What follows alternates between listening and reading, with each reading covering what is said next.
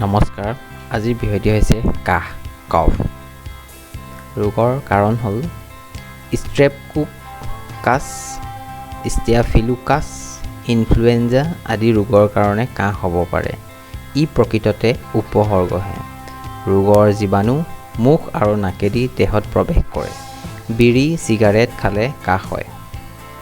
ৰোগৰ লক্ষণ হ'ল ডিঙি সুৰসুৰাই, বুকু বিষ হয়, ডিঙি চেৰচেৰাই, হাঁচি আহে, গা বিষায়, নাকেদি পানী ওলায় আৰু শৰীৰ দুৰ্বল হৈ পৰে।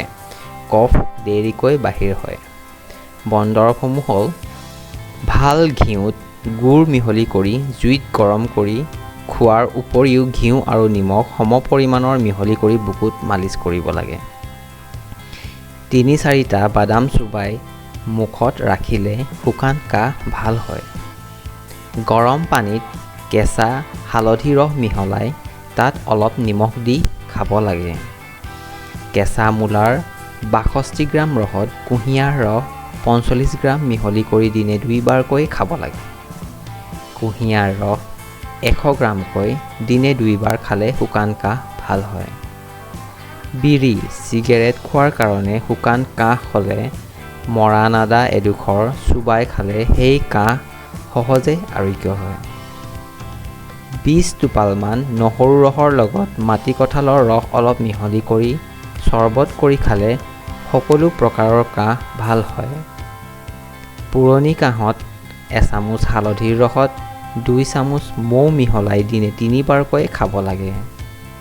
শিশুৰ কাহ হ'লে ৪-৫টা দোৰোণ ফুল পিহি ১ চামুচ মৌ জোলৰ লগত মিহলি কৰি খোৱালে ৰোগ সহজেই আৰোগ্য হয়। তৰুৱা কদমৰ ৫০ গ্ৰাম, পাতৰ ৰস ১০ গ্ৰাম, পানী আৰু ৫ গ্ৰাম চেনি মিশ্ৰণ কৰি খালে উত্তম ফল পোৱা যায়। বগা বাহকৰ পাতৰ ৰস ২০ গ্ৰামকৈ দিনে ৩ বাৰ খাব লাগে। পথ্যসমূহ হ'ল তুলসী, জালুক, পিপলি, তিতাফুল বা বগা বহাগ, পোৰাকল, জিলমিল শাক শুকান কাহত খাব লাগে।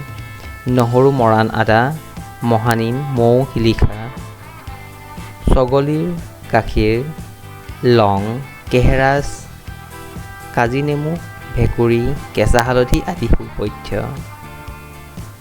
অপথ্যসমূহ হ'ল মিঠা বস্তু, কল, কচু, লাও, পিঁয়াজ, পুৰৈ শাক, ভেন্দি, কলমৌ, গাখীৰ, মাখন, বেঙেনা, ধপাত, বিড়ি চিগাৰেট আদি অপথ্য।